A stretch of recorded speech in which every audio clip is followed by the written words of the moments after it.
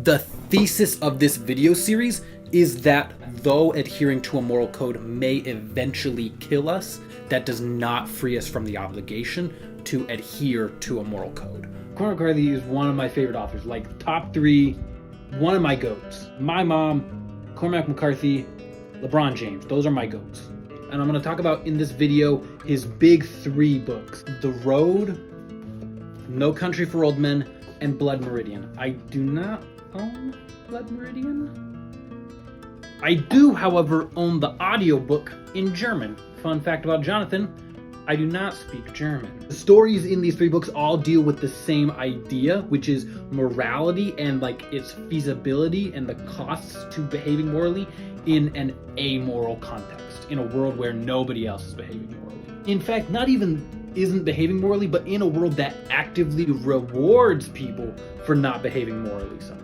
In a world like that, can someone adhere to a moral standard with any degree of legitimacy or rigidity and not be literally or metaphorically killed for it? And what's interesting about all 3 of these books is they all come back with a kind of a different answer about that. I'm not going to summarize these books beyond like a couple sentences. You need to have read them for this video. I'm sorry for giving you homework. Actually, no, I'm not. These books are bangers and will enrich your life. Read them. I'm going to go through the books in the order that they were written, which is also the order in which Cormac McCarthy's arguments build on and respond to each other. What I mean by that is each book is going to react to and extrapolate from the ideas explored in the book that came before it. The order is Blood Meridian, No Country for Old Men, The Road.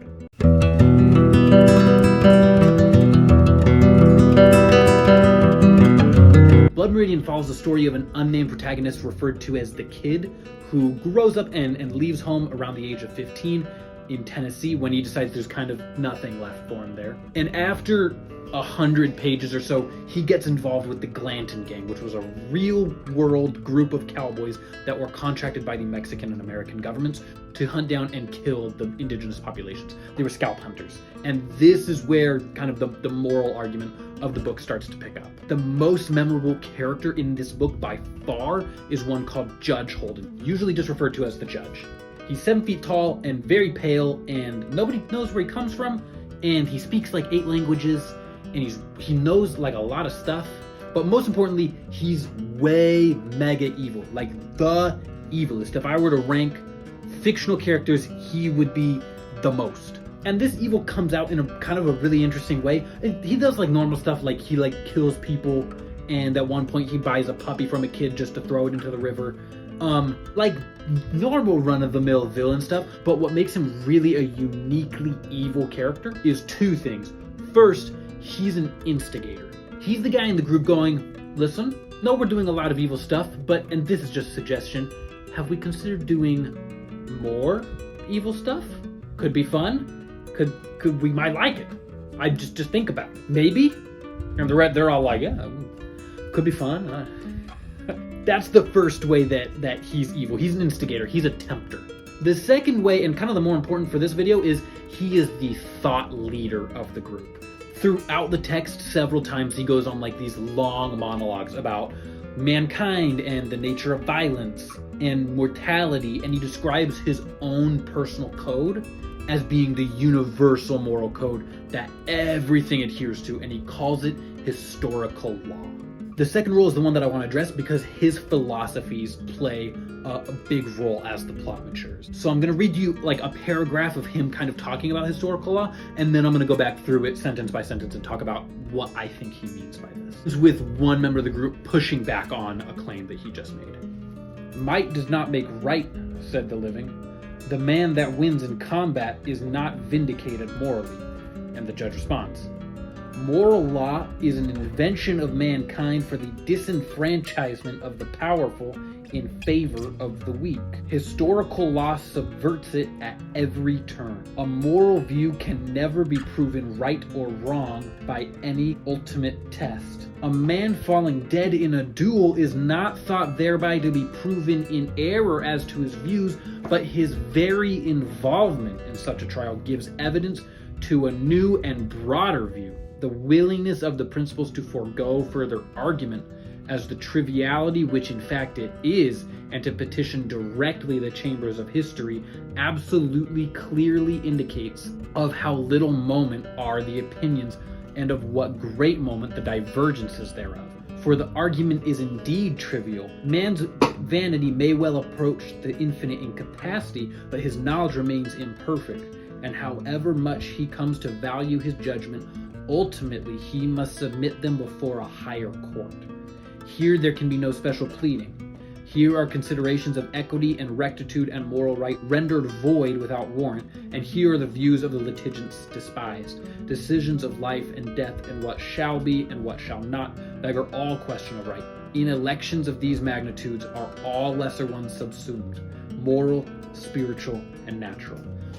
Okay, so what does any of that mean? We're going to talk about it.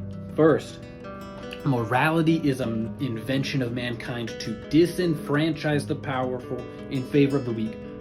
Flamin' hot take to start out with, but pretty straightforward. He's saying morality was invented to rob the powerful of what they rightly deserve and give it to the weak. Example, if a big strong guy robs an old grandmother, Judge Holden would argue that the big strong guy has every right to, and morality was invented to rob the big strong guy of what he rightly deserves to give it to the old grandmother. Next line, historical law subverts it at every turn. A moral view can never be proven right or wrong by any ultimate test. A man falling dead in a duel is not thought thereby to be proven in error as to his views. And I'm cutting the thought in half there because I want to talk about the first half and the second half. This is where it starts to get interesting. It really gets interesting in the second half of this thought, but let's talk about the first half first. What he's talking about when he says historical law, he means the law of superior violence, meaning the person that is more capable of violence, enforcing what they want, that is the ruling moral code of the universe. Historical law subverts it at every turn. What he's saying is, every chance it gets, any time that moral law is pitted against the law of superior violence, historical law is going to beat out moral law. If the big strong guy goes to rob the grandmother, historical law says he can do that, moral law says he can't. Which one's going to win every single time? Historical law. That's what Judge Holden is saying here. A moral view can never be proven right or wrong by any absolute test. Nothing you can do can prove that your moral code is the right one and someone else's is wrong. A man falling dead in a duel is not thought thereby to be proven in error as to his views. You losing a fight doesn't mean that your moral code was right or wrong. And the next line, here's the kicker. But his very involvement in such a trial gives evidence of a new and broader view. Losing doesn't mean your moral view is wrong, but your involvement, your willingness to participate in such a test as fighting somebody over your moral law implies that you acknowledge that the world is not ruled by your moral law, but by the law of superior violence. Whoever's better at fighting. Banger, banger, banger. Last couple of lines. Here are considerations of equity and rectitude and moral right rendered void and without warrant. And here are the views of litigants despised, decisions of life and death, of what shall be and what shall not, beggar all question of right. In elections of these magnitudes are all lesser ones subsumed, moral, spiritual, natural. Historical law does not care what you think, not care what you think is right or fair. All that matters is the verdict that it will eventually deliver. And in that verdict, all lower judgments are rendered null. Does that make sense? Because I will not be going over it again. When I talk about historical law or the law of superior violence, that is what I'm talking about. I'm going to talk about it a lot in this video. The ultimate ruling force of the universe is historical law. That's where the judge's catchphrase comes from, war is God. So the book goes on, and the kid becomes kind of like, it's not outright said it, but he's like one of, if not the best fighter in the group. That's very important. Remember that. Crew goes around committing unspeakable tragedies, sometimes because for money, other times because the judge convinced them that it would be fun. Eventually they settle down extorting, murdering settlers who are trying to cross the Colorado River.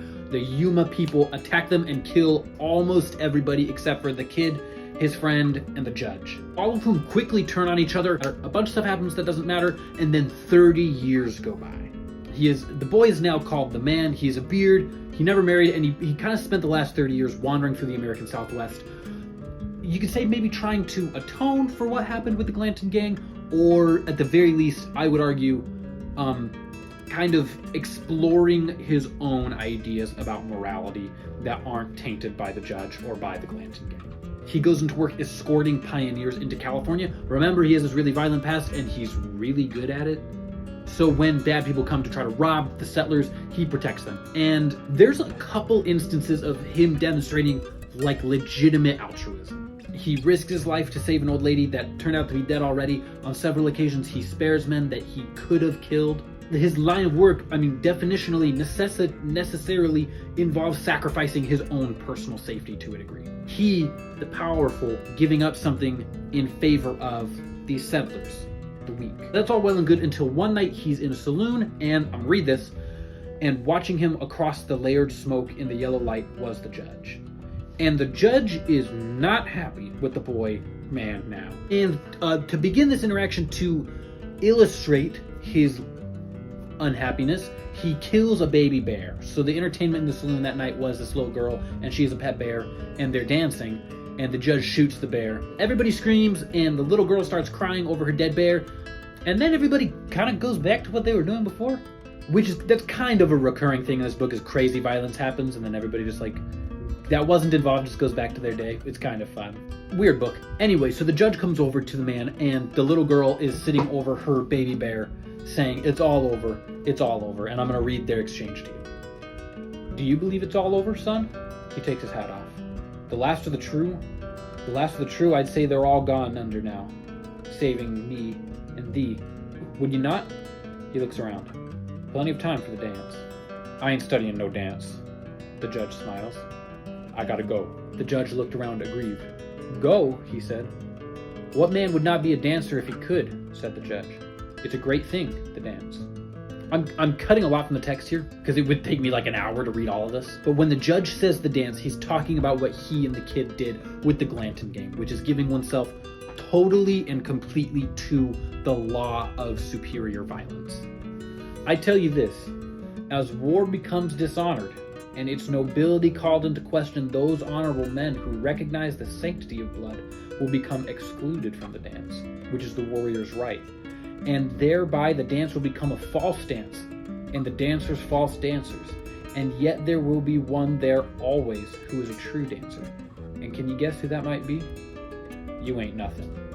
You speak truer than you know, but I will tell you, only a man who has offered up himself entire to the blood of war, who has been to the floor of the pit and seen horror in the round and learned that it speaks to his inmost heart, only that man can dance. He's making an appeal to the kid. He's saying, I know who you are, and I know who you used to be. Talking about this great warrior that he was with the Glanton gang. And this is your birthright, and you need to return to it. Even a dumb animal can dance. Hear me, man, he said. There is room on the stage for one beast and one alone. All others are destined for a single night that is eternal and without name. One by one they will step down into the darkness before the footlamps. Bears that dance, bears that don't. There's a reason that the judge is so worked up about the kid's rejection of historical law. By choosing to do what he thinks is right, instead of using his power to take whatever he wants, he flies directly in the face of this moral philosophy that the judge has been espousing for like 500 pages now. If the kid chooses to adhere to a moral code, war cannot be God. The kid says, I am capable of superior violence. I am the keeper of historical law. The judge goes, therefore you must serve it. You must do what is dictated by the reality that you live in. And the kid says, no, instead I will own it. If I am the keeper of historical law, then morality is whatever I say it is. Because I am the keeper of historical law, because I am capable of superior violence, I earn the right to live by and enforce whatever moral code I want. The judge observes historical law by rendering himself subservient to it. The boy observes historical law by dominating it. The judge ultimately serves violence as though it were a god. The kid uses violence to make a god of himself. The kid accepts that historical law may be the ultimate ruling authority on this earth, but he also realizes the reality that historical law has no abstract power beyond the keepers of it. It has no actual ability to enforce its verdicts. So who's right? And that's the question that all three of these books kind of obsess over, and they all come back with different answers. I'll tell you what Blood Meridian comes back with. I'm going to spoil the end here for you, but Blood Meridian really isn't a book where your enjoyment of it is going to get affected by the end, having the end spoiled. The judge leaves the bar, the boy goes out to an outhouse, the judge is waiting for him, and he kills the boy. You could say the law of superior violence wins. That takes round one. In the end, the boy found himself unable to enforce his moral code because he ended up not being the keeper of superior violence.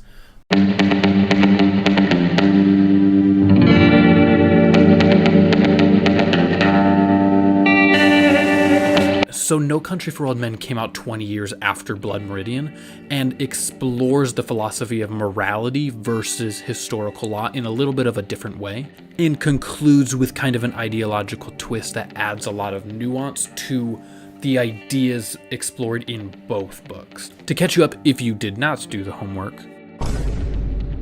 moral law being the practice of behaving morally because it's the right thing to do, obviously, and historical law being the law of superior violence. Judge Holden in Blood Meridian talks about it a lot. It's the idea that the ruling force of the universe is the law of superior violence. Therefore, moral law does not exist, because to prove or enforce your moral law, you have to, he says, submit it to a higher court, which is submit it to the law of superior violence. No Country for Old Men follows three main characters. Llewellyn Moss, a cowboy from Texas, Ed Tom Bell, the sheriff of that county, and Anton Chigurh, a hitman hired by the cartel to hunt down Llewellyn Moss. The basic plot is Llewellyn Moss found a briefcase full of $2 million in the aftermath of a drug deal gone bad. He takes it and runs away with it. Anton Chigurh is hired to hunt him down. Sheriff Bell is trying to get to Llewellyn before Anton Chigurh can. Anton Chigurh as a character is comparable to Judge Holden. He's very evil, he's extremely powerful, and he monologues about his moral philosophy almost ad absurdum. Llewellyn Moss more or less takes the place of the man from Blood Meridian in that he's an imperfect but ultimately pretty much a good guy. He doesn't take the money because he's greedy, he takes the money because he wants a better life for himself and for his family. He returns to the scene that night to bring water to a man who's dying. He repeatedly puts himself in physical danger to protect his wife and other people. I think that you can make a case for Llewellyn Moss being a good guy. So Cormac McCarthy's arguments about morality evolve in this book from Blood Meridian. Anton Chigurh for most of the book is portrayed as a totally unstoppable force of nature, like a hurricane. It's only a matter of time until he gets you. To illustrate Anton's moral philosophy, I'm going to take you through two very similar scenes. I should be able to do this without spoiling the plot, but no promises, you should have read it. Also, both these scenes are different in the book than they are in the movie, a little bit. So if you've seen the movie, you will recognize these scenes, but they will not totally conclude in the way that you think they're gonna. In both these scenes, Anton is sitting in someone's bedroom. They come in, he's there to kill them, and they know that he's there to kill them. They jump through similar hoops trying to talk him out of it. He goes, yeah, that's fun, what everybody says. They eventually kind of accept their fate. He preaches to them for a couple of paragraphs, and then he shoots them. Here's the first one. This is the guy speaking to Anton. Do you have any notion of how crazy you are? Anton responds. The nature of this conversation? The nature of you? Chigurh leaned back. Tell me something, he said. What? If the rule you followed led you to this, of what use was the rule? I don't know what you're talking about. I'm talking about your life, in which everything can now be seen at once. I'm not interested in your bullshit, Anton. I thought you might want to explain yourself. I don't have to explain myself to you. Not to me. To yourself. I thought you might have something to say. You go to hell. You surprised me, that's all. I expected something different. You think I'd trade places with you? Yes, I do. I'm here, and you're there, and in a few minutes I will still be here.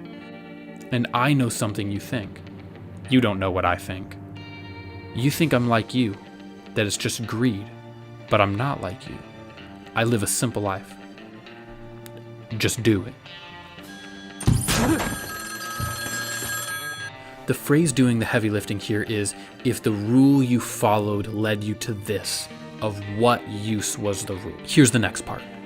Almost identical scenario. This is the last thing he says to this person before he kills. Important piece of context. Earlier in the book, Anton, talking to another character, said, hey, if you don't do the thing you want, I'm going to kill this other person. That character did not do the thing he want, and now here he is to kill that other person. That's important. That's going to make all of this make more sense. He's going to refer to a coin flip that's famous from the book. In 2 occasions, he is there to kill somebody, or wants to kill, is thinking about it at least, and he goes, listen, if you flip this coin, you call it, and if you're right, I'll let you live. This person just guessed wrong. This is Anton speaking. I had no say in the matter. Every moment of your life is a turning, and everyone is a choosing. Somewhere you made a choice. All followed to this. The accounting is scrupulous. The shape is drawn. No line can be erased. I had no belief in your ability to move a coin to your bidding. How could you? A person's path through the world seldom changes, and even more seldom will it change abruptly. And the shape of your path was visible from the beginning. Do you see? The person responds, you don't have to. You don't. You don't. His response here is important. Listen. You're asking that I make myself vulnerable, and that I can never do. I have only one way to live. It does not allow for special cases. A coin toss, perhaps. In this case, to small purpose. People don't believe there can be such a person. You can see what a problem that must be for them. How to prevail over that which you refuse to acknowledge the existence of. Do you understand? When I came into your life was over. It had a beginning, a middle, and an end. This is the end. You can say things could have turned out differently, that they could have been some other way, but what does that mean? They are not some other way. They're this way. You're asking that I second say the world. Do you understand? Anton Chigurh is a keeper of historical law. Anton wants the briefcase. Llewellyn has the briefcase. Anton is capable of hunting down and killing Llewellyn and taking the briefcase. Therefore, from the second that Llewellyn took the briefcase, Llewellyn was already dead. Sorry if that's a spoiler, you should have read it. Anything other than that is a violation of historical law. It is disenfranchisement of the powerful in favor of the weak. To adhere to any other law, he argues, he would make himself vulnerable to somebody else more perfectly adhering to the law of superior violence. He's trying to avoid the mistakes that the kid made at the end of Blood Meridian. You could argue that No Country for Old Men is a kind of ideological sequel to Blood Meridian, in which the kid went along with the judge at the end of the book. Not literally, but like ideologically, because they're like set 200 years apart. That's why he says to do it any other way, he would make himself vulnerable, and that he can never do. Anton Chigurh sees fate as something binary. The decider between the two outcomes is historical law.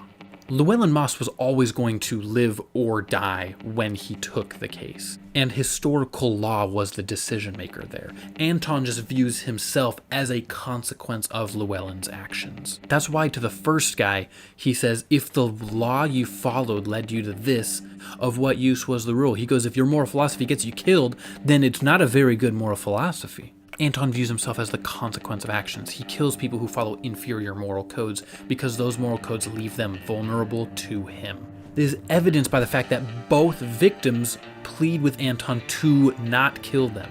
They obviously do not live by historical law, because somebody living by historical law would never entertain the notion of not killing somebody for no reason. In fact, you could even argue that the victims pleading with Anton to not kill them is the confirmation he looks for that he is abiding by the right code when he kills someone. So Blood Meridian set out the rules of historical law, or the law of superior violence.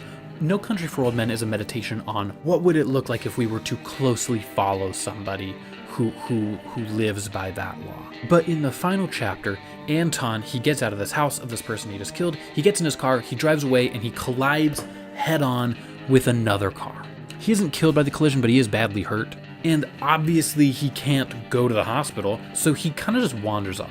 And that adds a really interesting twist to the story. Anton thinks that he can inoculate himself from the randomness of fate by perfectly adhering to the rule of superior violence. When he gets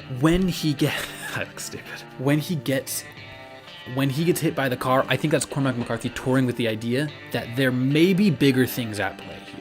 It may be more complicated than the judge and Anton Chigurh think that it is. No level of adherence to the correct moral code can make a person totally safe in the world, which is what Anton Chigurh wants. Historical law, adhering to historical law, will not make a god of you. Actually, Anton is he's just a guy. And just because you serve this god of superior violence does not mean that it will serve you.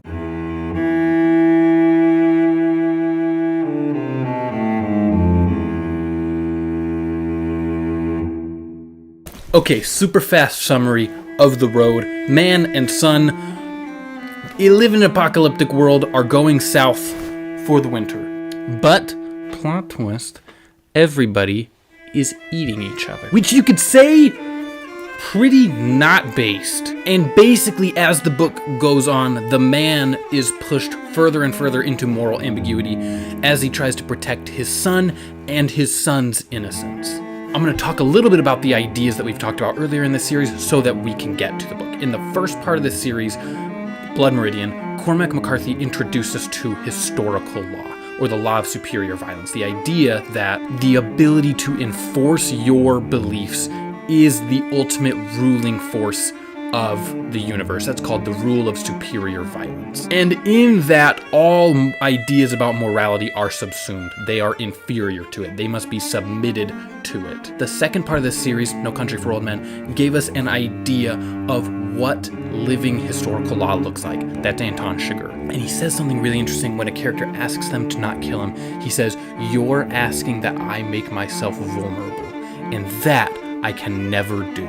He's saying, if I adhere to any other law than historical law, I make myself vulnerable to those who don't do that. In The Road, Cormac McCarthy puts that idea on trial. Is that actually true? Can a person adhere to a moral code without making themselves vulnerable, without being killed for it? That's actually the central idea of this video essay series, and I'm excited to finally get to it. The Road is the most digestible book Cormac McCarthy ever wrote. I mean, like, linguistically, its language is very sparse and often extremely simple, but also ideologically, the moral arguments of the book are put forth in a way that's very easy to understand, even though, interestingly, there are no monologues in this book. In fact, the dialogue that we do have is often extremely short-worded, and the meaning of it is highly subtextual. To illustrate his arguments, Cormac McCarthy kind of goes by the first rule that they teach you in writing school, which is show, do not tell. The most memorable line in this book is one passed frequently between the father and the son: "We're carrying the fire." And as they go through this society and interact with other characters that are also trying to survive, it becomes very apparent what that means. Scarcity of food is the primary driving conflict of the book. It's also what illuminates or illustrates the biggest difference between our main characters and pretty much everybody else in the book. The number one food source for most people is other people, because crops don't grow and all the livestock is gone. Carrying the fire is a broad way of saying, no matter how bad it gets, we'll never be like them. We will never hunt down people and eat them. We will not run people farms. We will not murder strangers for their meat. We are carrying the legacy of human decency and goodness with us. That's what carrying the fire means. The moral philosophy or the moral argument of all the other characters in this book is, I have to behave this way or I will die. I will make myself vulnerable. Where have we heard that sentiment espoused before? If I adhere to any moral code, I leave myself vulnerable to those who don't. Where have we heard that sentiment espoused before? And that's why I say these books are all the same story. The antagonists all hold the same worldview. The difference in these books is how our protagonists engage with our antagonists. The kid from Blood Meridian just accepted it. He said, you know, historical law, the law of superior violence, rules the universe. Therefore, I need to engage with it. I need to be the keeper of historical law. I need to be the most violent in order to enforce my moral code. In No Country for Old Men, Sheriff Bell just rejects it, just walks away from it, because he realizes he can't compete with someone who lives historical law without giving up his own moral compass. I'll read you something that he said. I won't push my chips forward and stand up and go out and meet him. It ain't just about being older. I wish that it was. I can't say that it's even what you were willing to do. I think it's more like what you're willing to become. And I think a man would have to put his soul at hazard, and I won't do that. And I think now that maybe I never would. So how do the man and the boy react to seeing universal acceptance of the law of superior violence? Well, the man makes a really interesting argument with his actions in the book. He acknowledges that historical law rules the actions of pretty much everybody else they talk to. He accepts that, but he refuses to submit to it. The man lives by his moral code, even with a perfect and total knowledge that that will probably eventually kill him. Or at the very least that by doing that he endangers himself and his son more than he needs to. This is not a worldview that any of Cormac McCarthy's protagonists have held so far. Every other protagonist has held life and death as the ultimate decider, and in the face of it, all moral codes fail. If your moral code doesn't keep you alive, it's kind of worthless. The man in The Road presents the argument that it is better to die with integrity than to live without it. And that's where the thesis of this video and this video essay series comes from. The man chooses not to kill a thief who tried to steal all their stuff.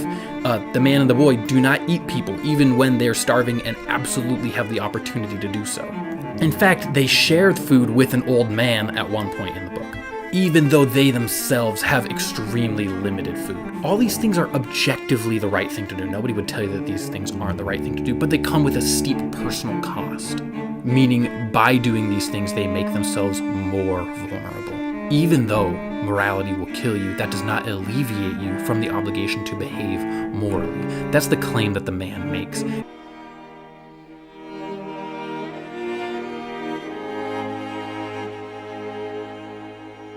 Too often, what we call moral tales are actually thinly veiled parables of a secular prosperity gospel. They teach do good and good things will happen to you. Groundhog Day and Ratatouille and A Man Called Ove and The Hunger Games and The Avengers all focus on characters learning to do what's right and being rewarded externally for it. The Road subverts this, and that's what, in my opinion, makes it a tale of true morality. The man does what's right because it's right, even when he stands to gain by not doing so, and even when he stands to lose by doing what's right, which, for the record, those are the times that it actually counts to do what's right. The man believes that the reward for doing what's right is having done what's right, and becoming the kind of person that doing what's right in the face of personal cost makes you into. I think of Atticus Finch in To Kill a Mockingbird. One of the most evocative passages I've ever read in my life is him explaining to Scout that he needs to defend Tom Robinson, a black man, even though it'll hurt his career and even though they'll be ostracized and even though it ultimately endangers his family, because he tells her, I couldn't go to church and legitimately worship God if I don't do right by this man.